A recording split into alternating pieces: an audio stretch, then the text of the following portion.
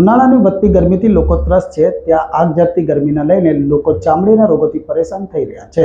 વધતી ગરમી સાથે ચામડીના દર્દીઓમાં અચાનક વધારો નોંધાયો છે. ઉનાળામાં ધમધોકતા તાપથી સુરતીઓ ભારે ત્રસ્ત છે. અસહ્ય ગરમી અને બફારાથી લોકોમાં મોટા પાયે ચામડીની સમસ્યા જોવા મળી હતી. શહેરની સિવિલ હોસ્પિટલના ચામડી વિભાગ સહિત દવાખાનામાં આ સમસ્યાથી પીડાતા દર્દીઓને સખત ધસારો પણ જોવા મળી રહ્યો છે. નવી સિવિલ હોસ્પિટલની જ વાત કરીએ તો અહીંના ચામડી રોગ વિભાગમાં હાલમાં ફંગલ ઇન્ફેક્શનના દરરોજ આશરે 500 જેટલા દર્દી સારવાર માટે આવી રહ્યા છે.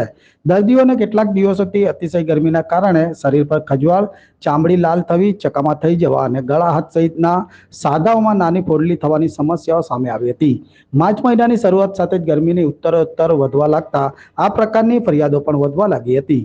સુરતમાં દરિયાઈ ભેજને લીધે શરીર ડર્મોટાઇફાઇસ અને ઇસ્ટ જેવી ફૂગ, મૃત કેરાટોન જેવી વધવા લાગતા ત્વચામાં ફંગલ ઇન્ફેક્શન છે. તબીબે જણાવ્યું કે ઉનાળાની ઋતુ દરમિયાન વાયરસ, બેક્ટેરિયા સહિતના કારણે ચેપ થાય છે. નમસ્કાર, મારું નામ doctor Ganesh Govekar, medical superintendent civil hospital Surat. હાલ અમારે ત્યાં જે સ્કિનની ઓપીડી છે, ગરમીના લીધે વધી ગઈ છે. નોર્મલી જે ઓપીડી 400થી 450 હોય છે, તે હાલ 500થી 550 સુધી વધી ગઈ છે.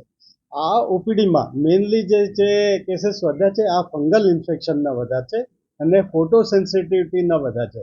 નોર્મલી જે ફંગલ ઇન્ફેક્શન 50 સુધી હોય છે, જે અત્યારે પરસેવના લીધે 150 સુધી પહોંચી ગઈ છે અને ફોટો સેન્સિટિવિટી જે નોર્મલી શિયાળામાં 2 થી 3 હોય છે, જે અત્યારે 25 સુધી હોય છે.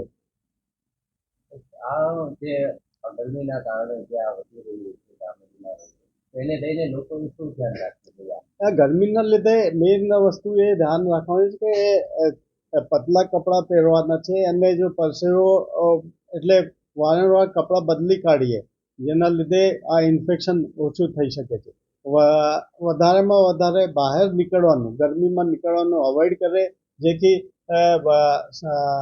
બપોરે 11થી 4 વાગ્યા સુધી, જ્યાં સુધી જરૂરી ના ત્યાં સુધી ગરમીમાં ના નીકળે.